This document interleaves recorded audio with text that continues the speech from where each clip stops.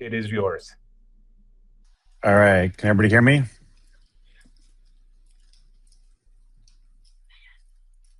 All right.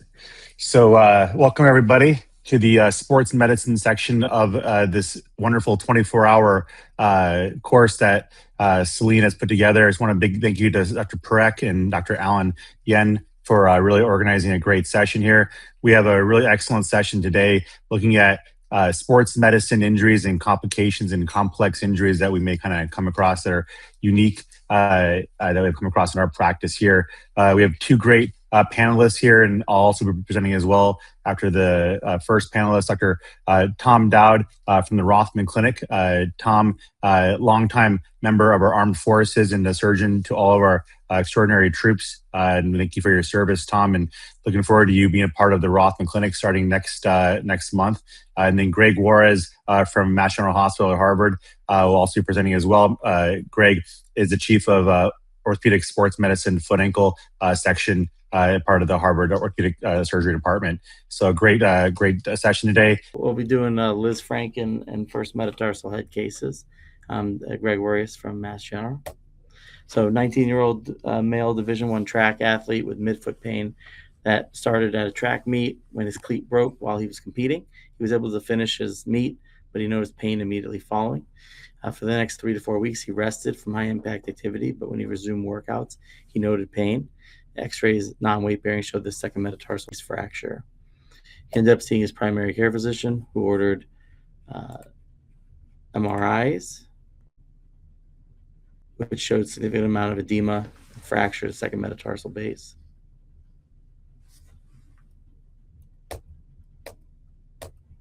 So he was treated non-operatively by a different provider for 5 months. He was still having pain. He wasn't back to sports. So the concern now is, how do we get this athlete back on the field? What do we have to do? It doesn't look like a significant injury on the x-rays, but you'd think he should be back by now. So we're missing something. So we got a repeat MRI at 6 months post-op. Shows persistent edema, second metatarsal base. And now there's a little bit of concern for a little bit of widening. Not too bad, but he's not back to sport. So we get a weight-bearing CT scan, which is his first really good weight-bearing study that he's had. And we see the second metatarsal base non-union, but we also see some increased C1, M2 spacing.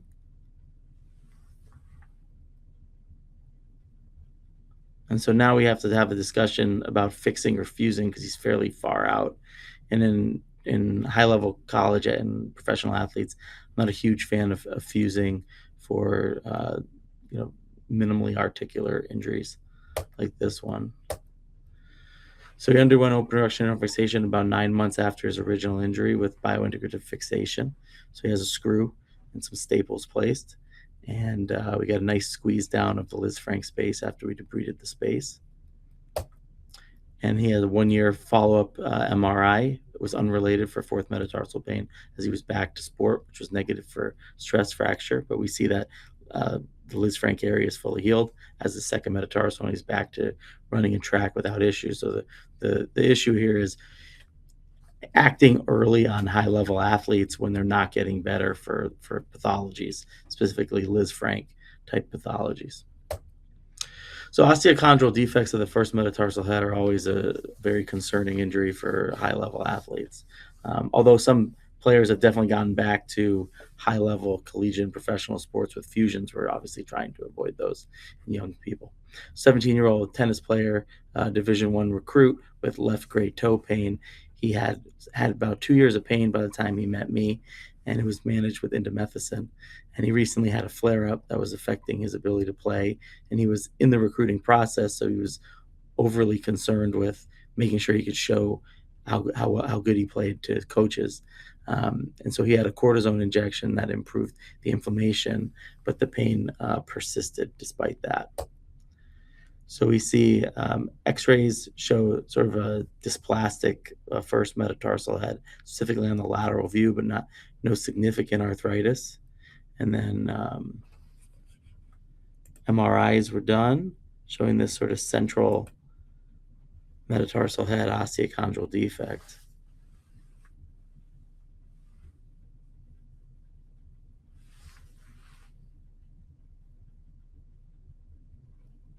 And it doesn't look all that bad, but he was hurting. And so the options were debridement with a scope versus open with or without cartilage grafting, an Oates procedure, iliac crest, an implant, or fusion, which I don't think an implant and fusion are great options for this athlete at this time.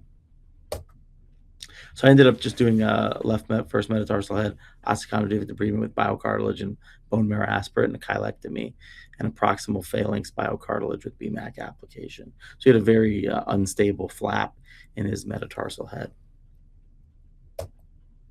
That's the chylectomy portion, and then the debridement, and he had a little bit of meniscal tissue as well that we debrided. That's what the final grafting looked like when we were done.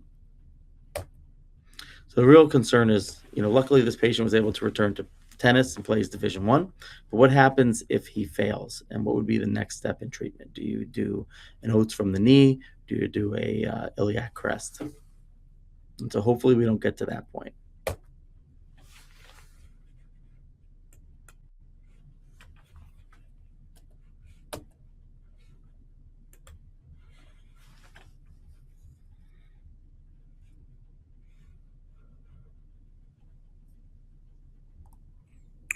Okay, I think we have Tom. Tom's ready to go. Is he ready, or I'm happy to go too? But for sure. All right, Greg, that was a great presentation.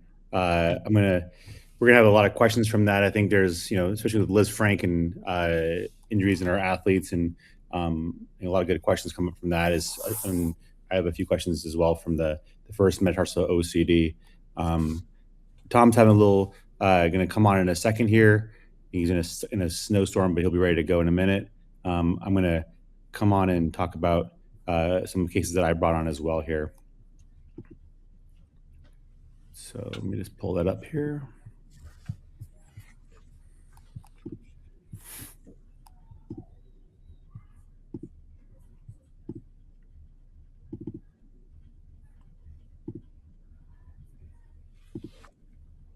All right, is everybody able to see this? Okay. Perfect, all righty. Alrighty, so I'm going to talk about a couple of cases today. This is a first case I want to bring up here is called, my name is Eric Ferkel. I'm from the Southern California Orthopedic Institute in Los Angeles, California. We are in affiliation with UCLA Health, and I'm a orthopedic surgeon specializing in sports medicine, the foot and ankle. So the first case we're talking about is traumatic hallux valgus. We know that traumatic hallux valgus is kind of the stepchild, if you will, of the quote, the hallux valgus is of the world. As we previously saw in the great MIS talk, this is going to be a little different version of this. Is the sporty bunion, if you will. Typically occurs after a traumatic injury. So look at the anatomy of the first MTP joint here. You see it's a complex anatomy here, multiple tendinal ligament structures here, a lot of biomechanical demands on it. But it is really important for propulsion, balance. You see the plantar plate complex, the sesamoid complex, as well as the sesamoid suspensory ligament complex. The MCL, which is really kind of the etiology of a traumatic hallux valgus injury, is crucial for valgus stability, as we all know. And you can see there's accessory ligaments as well that kind of all merge together as this capsular sesamoid complex here. And so you can almost think of a traumatic hallux valgus, if you will, as the MCL injury of the foot and ankle, but also a kind of an adjunct to a turf toe variant, if you will. Oftentimes they can be associated with other concomitant injuries, so you don't want to miss those, whether it's a Liz Frank or a first metatarsal fracture here. So presentation here is a patient of mine. This is a gal who is not his or her foot, but an example of what it would look like. Painful first MTP joint. She came into our office after sliding into second base playing softball. Her foot hit the base, essentially caused a traumatic injury with a valgus load while sliding into second base here.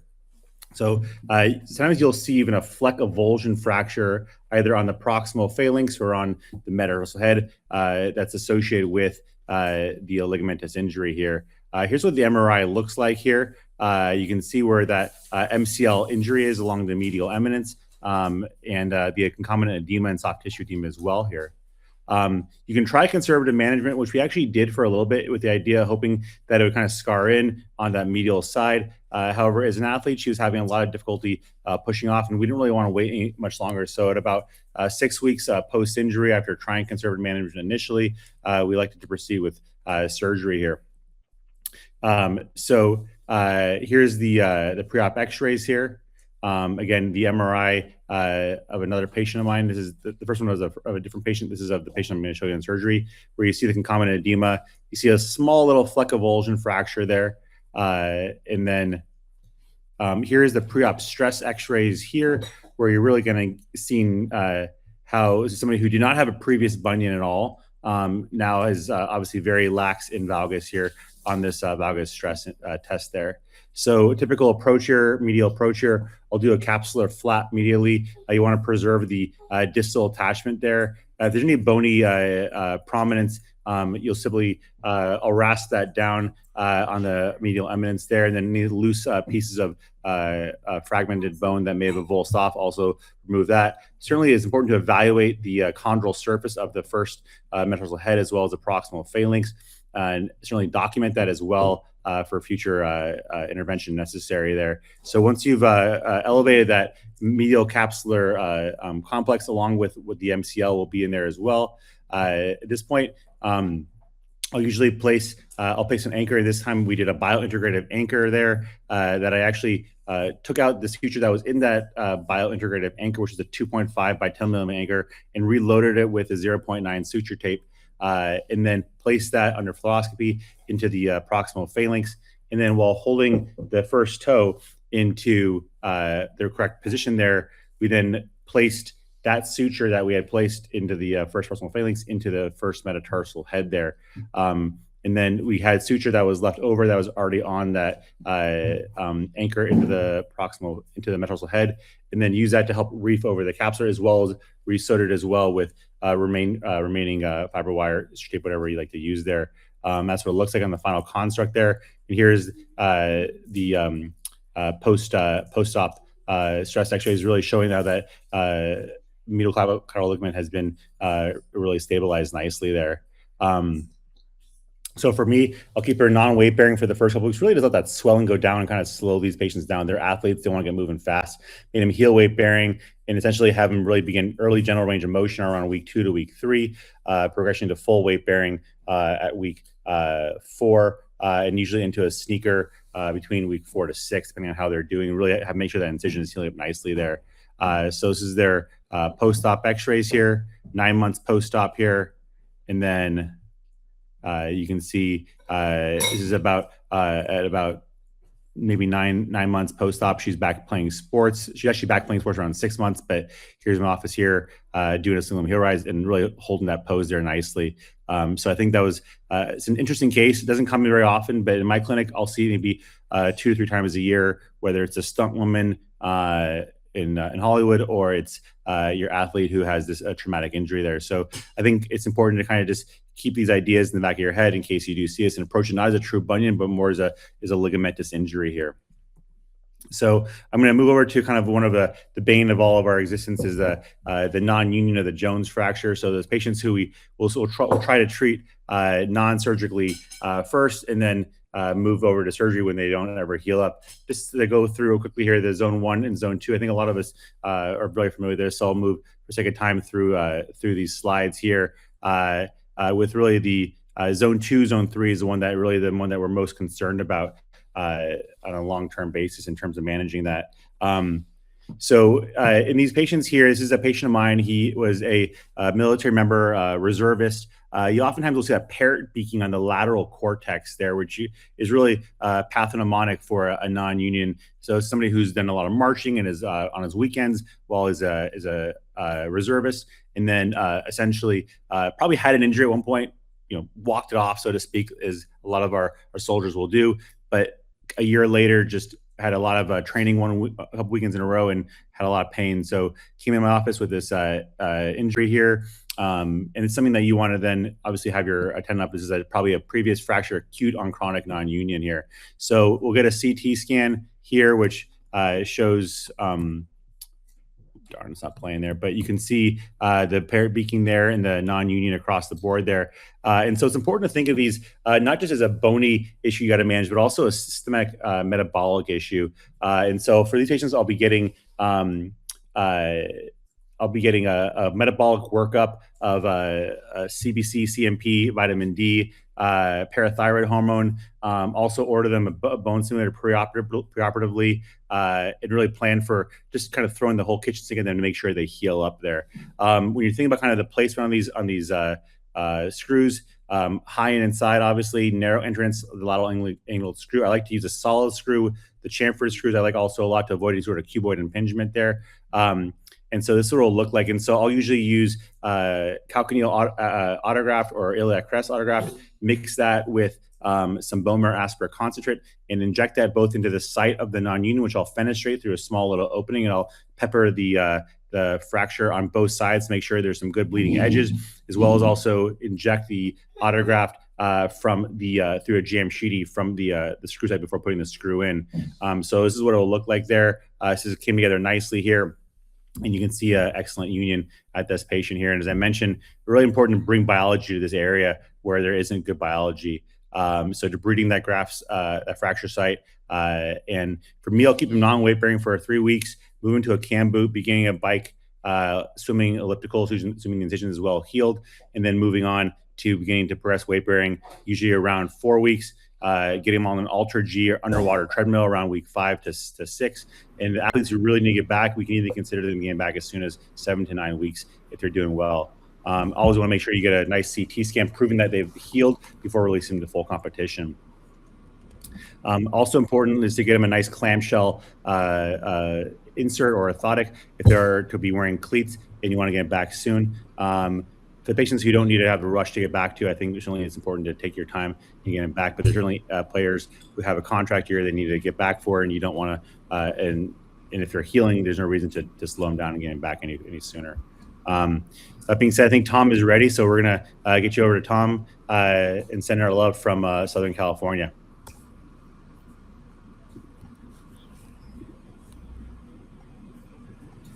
All right, Tom, you ready to take it over? I'm ready after that embarrassing debacle. Can I get a verbal yes, you can hear me?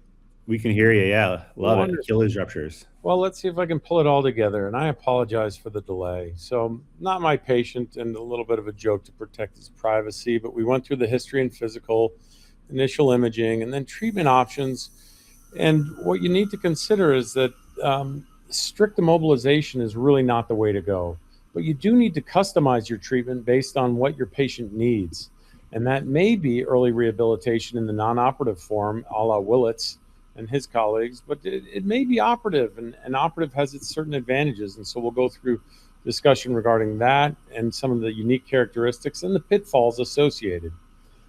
Now, the ideal is to restore the tendon length, keep it moving, minimize the atrophy that's associated and get it back to being strong, and then avoid complications in pursuit thereof. Now, this may be different for different folks. I'm not Jason Tatum, and so when we're balancing these options, we really need to consider, is the patient obese? Do they smoke? Do they have diabetes? Is it a traumatic laceration over the Achilles tendon injury? Are they a diabetic with poor blood sugar control? Additionally, there are some factors we don't control, but one of them that we do is tourniquet time. Now, the longer you use a tourniquet, the greater the chance of deep infection. That's not permission to allow bleeding, though, because the more blood loss, the greater the chance of infection as well. And so what do? Well, for that young, healthy, explosive athlete, get them to the OR right away. Do an open repair. It's biomechanically favorable. You've got the opportunity there to make the tissue as close to normal as possible. In these scenarios, you might consider PRP augmentation if cost is not an issue. That'll give them some early strength. Now, BFR is an augment in terms of therapy, and that may allow for some myogenesis. On the other hand, let's say it's someone who's more on the end of their career, if you will. Non-operative care is certainly an option, but you got to let them know, hey, you're not going to be as strong. You may re-rupture. But I've got a great physical therapy team who can follow you and work you through this early rehabilitation protocol. Or you go in there and you do a minimally invasive technique. My preferred technique for minimally invasive is what Kupcha and Blumen kind of popularized with a sponge forceps and now some fiber tape. But that's a nice way to minimize risk, maybe at the expense of some restoration of strength, but more to follow. Now, that's when it's smooth sailing. It's a prompt presentation, and you can select between those two options. But what about when it's delayed? What about when there's space? What about when you need to consider adjuncts to help out and heal this tendon and get it back to functioning, but you're not on an easy pond. You're on the coast of Africa, just really struggling. Well, the same ideal exists, and so a nice algorithm to work through is really focused on, is there a defect that's bigger than 5 centimeters or smaller than? If it's smaller than, we can use a local autograft transfer, whether that's FHL or peroneus brevis, and lengthen through a VY-plasty, or do we have to use cadaver tendon? Do we have to use their hamstrings? Do we have to use some sort of synthetic or a combination thereof? Well, direct repair, small injury, you might add PRP. Larger gap, might add the peroneus brevis if they're not susceptible to ankle instability, FHL if they're not worried about that retention of explosive function, and then you'll add that VY-plasty. And then when it's greater than 5 centimeters, you have to consider lengthening and bridging the gap, whether that's with an FHL using multiple incisions a la Bibbo, where you're incising at the knot of Henry and you're incising at the plantar crease and getting that full length so you can double it back on itself. You may also try more exotic techniques depending on what your patient exactly needs. But these are a variety of options for augmentation, transfer, and transplant. Well, we've talked about structural augmentation, but what about biologics? Well, I think PRP in the non-surgical route has no benefit, but intraoperatively it does have some short-term benefit. And then tendinopathy is really outside of the scope of this. You might also consider some acellular derma matrix, and it's too soon to say on stem cells. But let's talk about complications. Well, overall infection is a 2.8% risk of that, and it varies between deep and superficial in another series, where deep infection is less common, but with that open repair, there's a high risk of superficial infection, over 1 in 10. And then repeat rupture. Gosh, we don't look forward to that. And honestly, I've only seen that with non-operative folks in my case, but it's there. When you do go ahead and do open treatment, though, yes, you're not going to have that higher risk of re-rupture, and you're going to pursue that strength, but you may have the risk that wound dehisces. Well, one option for covering it is this reverse sural flap. It's relatively reliable. You don't have to use a microscope, and you can rotate it locally. The problem is the people who might need this are also the people who might fail it. And so beware those older patients, those people with existing vascular disease and diabetes. Now, we've got the rope attached, but we've got to keep moving. We don't want to be stuck there in the waves. And what are some methods to prevent adhesion? You can do layered closure, and I think we all probably do that. But there's some consideration for that acellular dermal matrix, or even VersaWrap with the injection of hyaluronic acid or wrapping of the tendon to keep it gliding. And there's a trade-off there. You want to keep it moving, but if you dorsiflex past 0 degrees, you'll run afoul of Dr. Anderson, who says first 3 months, we can't dorsiflex. Those sutures will creep through and you'll have increased excursion, but that'll be at the expense of strength. So there's, again, a real balance. Now, in pursuit of getting it strong, once you've gotten it moving, one might consider blood flow restriction. And the beauty of that is that, yes, you won't be necessarily guaranteed to be stronger than the contralateral side. We're not going to make you superhuman. But as compared to folks who didn't get blood flow restriction, Draco's group up in New York said, hey, we've got some real improvements early on of absolute peak torque. And so consider blood flow restriction along with progressive loading, water therapy or Alter G, and band assistance. You really want to get that muscle limited floor, meaning avoid the atrophy, and a higher ceiling, get that strength back. Well, let's review those themes. You want to restore length, preserve motion, avoid atrophy, and avoid those surgical complications such as the sural nerve being injured and the wound dehissing or God forbid, pussing out. Let's pivot real quick, and I know it's hurried, and I apologize with the technical difficulties, but here's a 70-year-old avid hiker. She's using her toes more to clear the ground. She might have felt a pop a few weeks ago, but she has normal radiographs. Well, she got sent to you, and the MRI that they sent her with shows this 3-centimeter gap. Well, it's a rare injury, and we can't miss it because it's not like the Achilles where they just seem to come flowing into your clinic. Don't confuse it with nerve injuries or radiculopathy. Know that sensation should be preserved. You may have a pseudotumor, and the outline of that tendon is far less easy to appreciate. Imaging may be beneficial to quantify the gap and help you plan. Well, there's some pearls and pitfalls here. It's ideal to get to it quickly and directly repair it. It's far better than non-operative treatment and allowing people to just use the EDL and EHL. You want to keep that retinaculum in place to avoid bowstringing. And then if you can't get dorsiflexion past 5 degrees, consider lengthening the Achilles, whether by means of a modified strayer or even a tendo Achilles lengthening formally if necessary. Now, there have been some meta-analyses saying that EHL transfer is really not beneficial. Well, in that case, if you are forced to use it, don't forget to transfer that EHB to the distal EHL so that hallux can clear the ground. Now, if there's a large gap, our kind host, Dr. Parekh, has some good research with Dr. Q that suggests, hey, a gracilis autograft would tunnel through the medial cuneiform and then tensioned back up at the native tendon is really beneficial. That's great, but beware those diabetics and the autoimmune patients.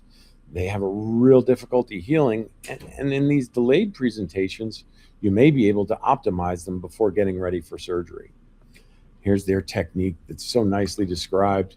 You want to really preserve that retinaculum and tunnel the tendon, that gracilis tendon, through after you've anchored it down.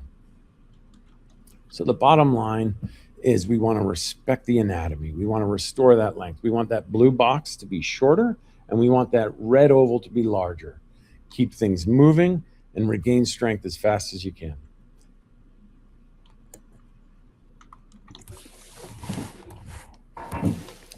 All right, those are great talks, everybody. Tom, Greg, really appreciate you guys putting these together. I want to say, Alan, do you have any questions from the audience before I jump to some live questions? I do not see any live questions right now. So Eric, please go ahead with the discussion right now, and I will remind you for the timing and other questions coming in. Sounds good. So Greg, let's go to a couple of your talks here. So Liz Frank, you mentioned kind of that middle stage grade 2 sprain. I think you were alluding to a little bit where, I think it's one of those really tough in between cases where they may not diastase too much on weight bearing X-ray. MRI shows maybe dorsal and interosseous or plantar interosseous are torn, but not widening on our weight bearing X-ray. But they're having pain. You attempt maybe treating them non-operatively. How are you deciding when to pull that trigger on these young athletes who, or maybe not even like a major athlete, but the young person who's had this injury there, who you don't want to go fuse? And then how are you deciding whether or not to do screw versus a flexible fixation for those kind of patients as well, with a ligamentous injury in those cases? These are tough problems, right? So I think all of us are going to have a different answer for it. But in a patient that I think is stable, I'll oftentimes still stress them on a mini C-arm in the office and just see if I can get it to gap at all with lots of pronation abduction stress.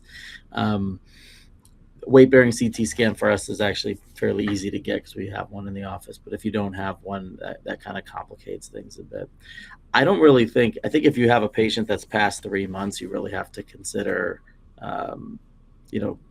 doing something for someone that's still having pain, because our metatarsal fractures that are in that area, usually people are pretty good by 6 to 8 weeks. So you just don't want it to get too far out. I've had reasonable success with, open reduction internal fixation techniques, even up to, 6. This was like very far out, that case, and he did great.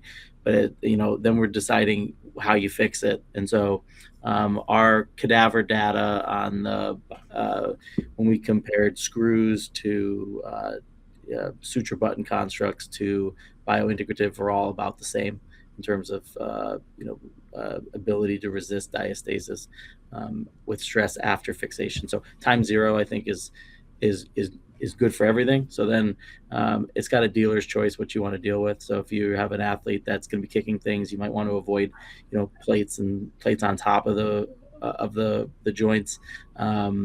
And buttons sometimes can bother people. The bioabsorbables and biointegrative things you can kind of bury in there. So I'm a fan of them. They're not perfect, and so I've also been using some of the absorbable staples as well to kind of augment the constructs and those ones.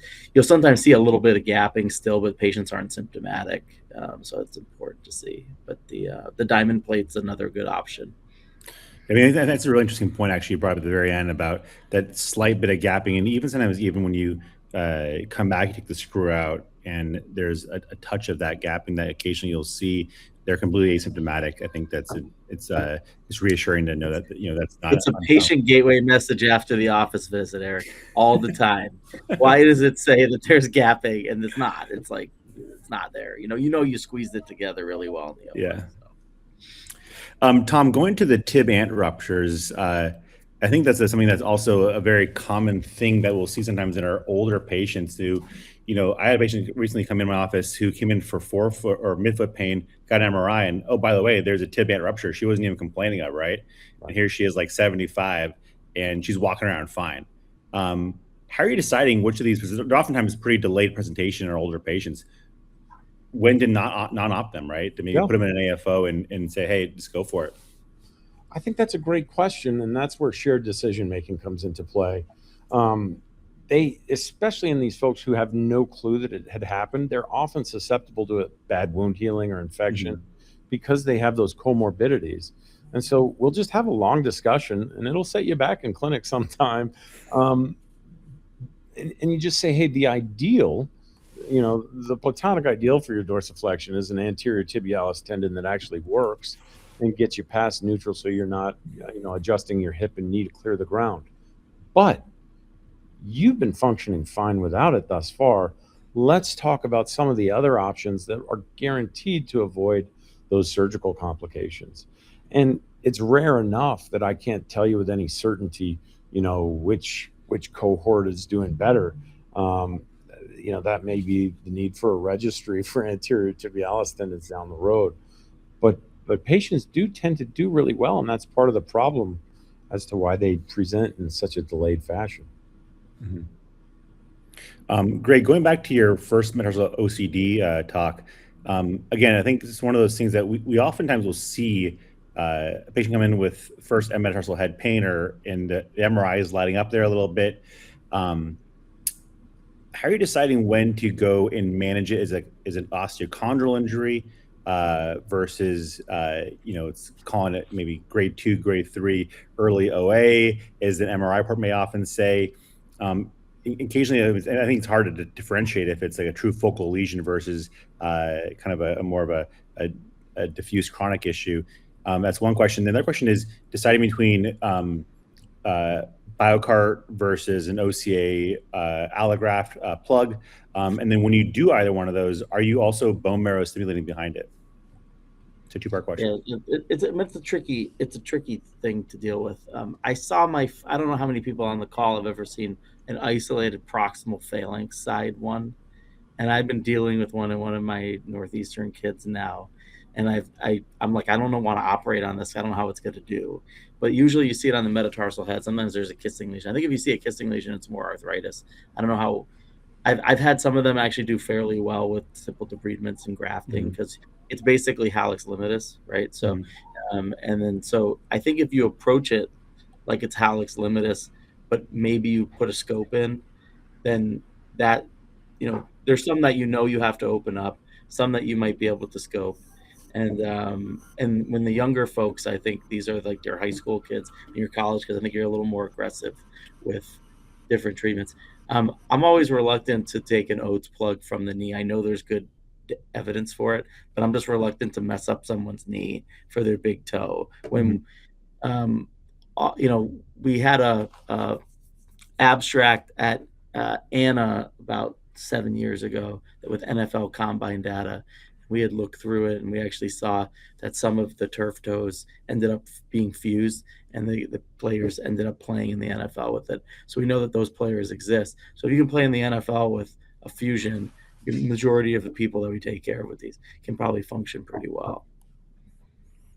Yeah, I mean, that's an important point. I think also some of these people, I'll scope first, get a sense of kind of what does that lesion look like, and then have on the consent, if I think that it's worthwhile, we'll go do a biocart or maybe just do a scope bone marrow simulation instead, add some biologics to them and get them early range of motion. But I think that the first metatarsal head is one of those areas that we're still trying to figure out what is the best option for cartilage there, and especially after the Cartiva situation. There's a lot of things on the market right now. If you look through all the industry stuff for a first metatarsal head cartilage replacement option, whether it's a metal implant or some sort of other biologic implant, we're still, I think, figuring that out. It's a holy grail for sure.